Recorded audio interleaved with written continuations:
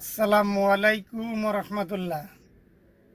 প্রিয় দর্শক বৃন্দ, আমি Rakibul Hasan, build the nation, দেশটাকে গড়ুন ইউটিউব চ্যানেলের পক্ষ থেকে আপনাদের মুবারকবাদ জানাচ্ছি। আমি গতকালকে চিন্তা করছি যে যে আল্লাহ বলছে যে আমি মৃত্যুকে জীবন দান করি এবং জীবনকে মৃত্যু দান করি, আলহামদুলিল্লাহ তার চাক্ষুষ প্রমাণ হচ্ছে আপনারা ইতিমধ্যে জানছেন যে বাংলাদেশ জামাত ইসলামীর নায়েবে আমির হিসেবে এটিএম আজহারুল ইসলামের নাম ঘোষণা করেছে। এই লোকটারে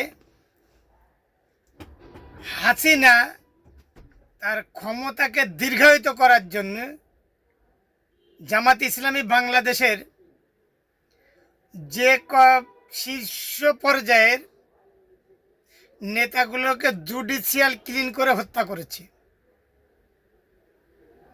সেই হত্যার একটা রায় ছিল এটিএম আজহারুল ইসলাম, পরে সেটা হচ্ছে ওই মৃত্যুদণ্ড, অর্থাৎ ফাঁসির রায় ওনার গলায় নিয়ে ঝুলছিল, উনি কন্ডেন্স সেলে অবস্থান করছিল। অর্থাৎ হাসিনার কাছে সে হচ্ছে মৃত্যু ছিল, আমাদের কাছে সে ছিল শহীদদের মর্যাদার লোক। যদি তারা আল্লাহ কবুল করত, আল্লাহর কাছে দোয়া করি যে ওনার জন্য বিছানায় যদি মৃত্যু দিলে যেন ওনারা শহীদ হিসেবে আল্লাহ কবুল করে। গতকালকে তারে বাংলাদেশ জামাত ইসলামীর কেন্দ্রীয় নায়েবে আমির হিসেবে ঘোষণা করেছে। তখন আল্লাহর এই কোরআন আয়াতটা মনে পড়লো যে আল্লাহ বলছে, আমি জীবন্তকে মৃত্যু দান করি, মৃত্যুকে জীবন দিই। আসলে ক্ষমতাধারের ক্ষমতা আমি খালি চিন্তা করছি, কত ক্ষমতা! মৃত্যুর খান থেকে এনে তারে বানাইছে জামাত ইসলামের কেন্দ্র নায়েবে আমির।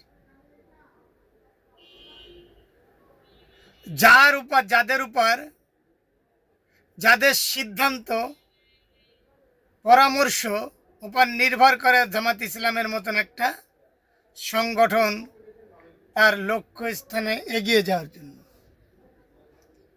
আপনাদেরকে এই কথাটা বলার জন্যে যে আপনারা জেনে নিয়েন, এই দুনিয়ায় যতই আমরা বাহাদুরি করি, এই বাহাদুরির 2 পয়সার মূল্য নেই।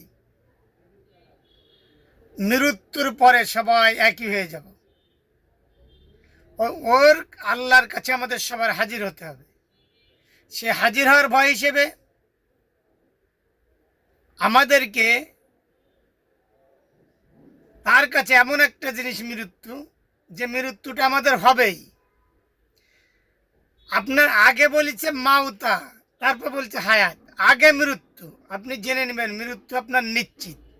অতএব যদি ভয় করতে হয়, যদি কারো গোলামি করতে হয়, যদি কারো কথা শুনতে হয়, তাহলে একমাত্র আল্লাহর কথা শুনতে হবে, আর কারণ নয়। যার প্রমাণ এটিএম আজহারুল ইসলামের ভাইয়ের মধ্যে দিয়ে আমরা পাই যে গোলামি করতো তার, সে মৃত্যুর ওইখান থেকে এনে তাকে বাংলাদেশে একটা সম্মানিত পদে তাকে দিয়েছে। আশা করছি আগামীতে হয়তো তাকে বাংলাদেশের সংসদে আমরা দেখব ইনশা আল্লাহ। আমা তৌফিকি ইল্লা বিল্লাহ। আসসালামু আলাইকুম রহমতুল্লাহ।